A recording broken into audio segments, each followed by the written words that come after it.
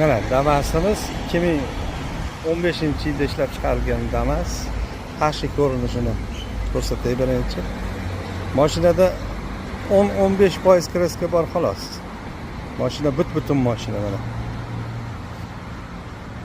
Arzonroq cho'ntak bopini bilaman deganlarga, mashinani tushunadiganlarga mana aylana atrof zigzag nima tom germetikalar uchigadir buzilmagan. Kraska bo'lgan joyi mana shu kapalak bo'lyapti. Uni oldin listda bo'lyapti. Uni kapalak bitta shu kapalak alishgan. Boshqa hamma detal o'ziniki. Mana bu eshikda. Mana shu burchakda turtib olishgan. Hoji kaminga mashina. Probegiga keladigan bo'lsak, mana mashinamiz 144 ming yurgan xolos.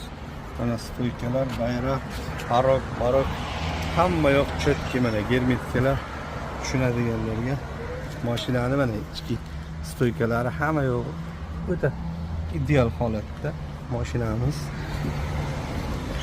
Srochniy pul kerak sotilar ekan.